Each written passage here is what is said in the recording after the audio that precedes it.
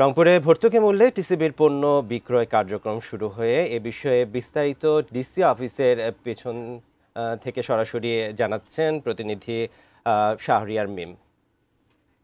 রয়েছি রংপুরের জেলা প্রশাসকের কার্যালয়ের পিছনে। আপনাদেরকে জানিয়ে রাখি যে গতকাল থেকে সারা দেশে একযোগে কিন্তু টিসিবির পণ্য বিক্রয় শুরু হয়েছে, যার মধ্যে রংপুরেও টিসিবির যে পণ্য সেটি কিন্তু বিক্রয় চলছে। আমরা এই মুহূর্তে দেখতে পাচ্ছি যে এখানে সাধারণ যারা ক্রেতা তাদের কিন্তু ভিড়, অর্থাৎ টিসিবির পণ্য যারা কিনতে এসেছেন এখানে 450 টাকার প্যাকেজের মধ্যেই কিন্তু তারা এখানে কিনতে এসেছেন। আপনাদেরকে যে তথ্যগুলো দিতে চাই যে একযোগে রংপুরে 5টি স্থানে কিন্তু টিসিবির পণ্য বিক্রয় শুরু হয়েছে, যার মধ্যে আমি রয়েছি রংপুর জেলা প্রশাসকের কার্যালয়ের সামনে। এছাড়া রংপুর কেরামতিয়া মাদ্রাসা এবং ইন্দ্রান মোল, শাপলা চত্বর এবং আঙ্গুর মিয়ার ব্রিজ একসঙ্গে এই যে 5টি এলাকায় টিসিবির কার্যক্রম বিক্রয় কিন্তু চলছে।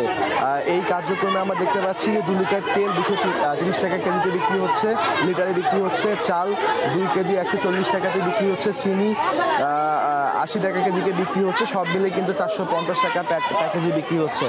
এবং এখানে আসার আগে এখানকার যারা ক্রেতারা রয়েছেন বা যারা এখানে এসেছেন, এখানে এসে তাদের সাথে আমি কথা বলেছি, তারা বলছেন তেমন কোনো গুরুতর অভিযোগ নেই, তবে আরও যদি সকাল সকালে কার্যক্রম চালু করা যায় সেক্ষেত্রে তারা কিন্তু তাদের ভোগান্তি কিছুটা হলেও কমবে। সব কিছু মিলে রংপুর টিসিবির কার্যক্রম থেকে এই ছিল আমার কাছে সর্বশেষ।